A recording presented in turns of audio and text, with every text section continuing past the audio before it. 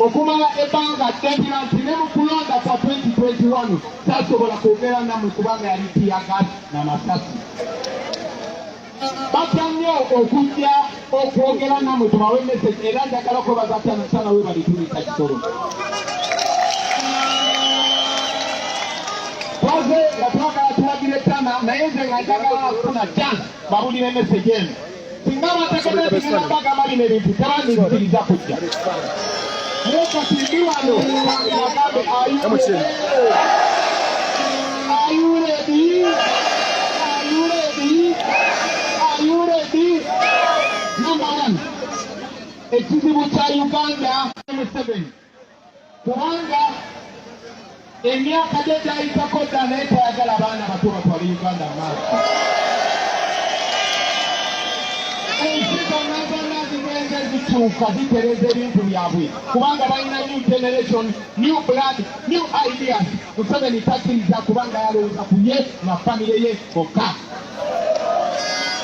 Abantu ba Kisoro, abantu ba Western Uganda, you are not different from the rest of Uganda. But you may not Kampala, balowooza nti abantu ba Western Uganda bali bulungi. Balowooza amadwaliro gammwe gonna galimu eddagala.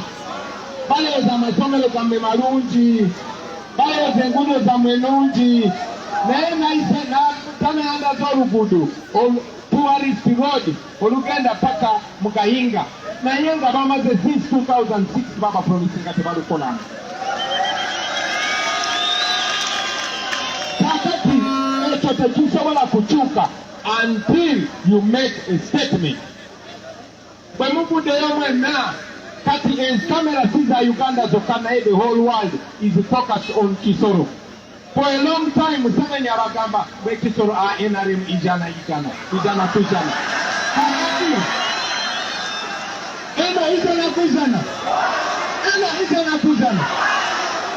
So you need to make a statement.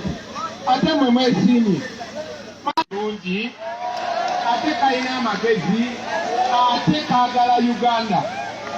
Nammwe mwenna Tana is not enough. Everyone, every lady here must be a Tana. Every young person must be a Tana. Because this is only the beginning. Kati tutandika butandisi twagala tubasabe mukole statement musindike Tana mu parliament nga tagenza bugenzi mu parliament kunyumirwa naye ng'agenza okwogera ebizibu byammwe. Eyo egenda kubeera beginning kubanga yes bomala okusindika Tana mulina abakulembeze bangi nnyo wano. Njagala kuba encouraginga mwenna especially the younger people. Mwesimbewo kuba ku LC1, LC2, paka ku parliament. Lwaki? That is the only way you are going to get a voice. Ate mubeera n'omuntu wano ng'ayogera ebibaluma. Respect that person and promote that person and support that person.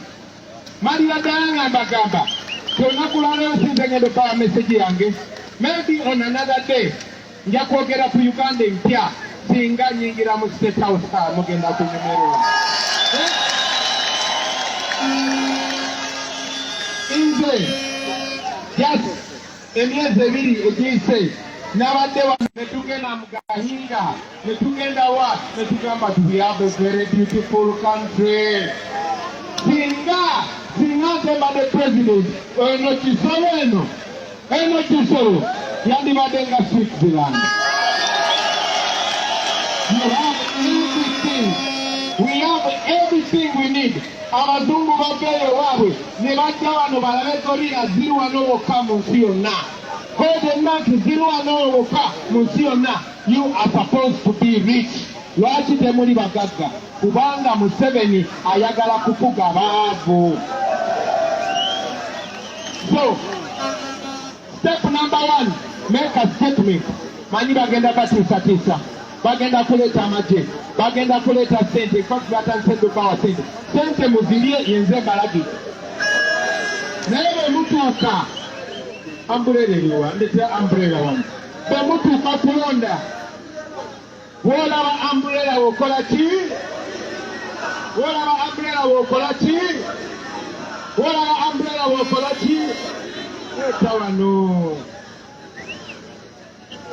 byayo watana gamaliriza ddala nasaka kubavuka murakoze cyane imani n'abakunda cyane. Thank you very much, ladies and gentlemen. Considering what day kuba candidate wa Pirinage na Bibagamba.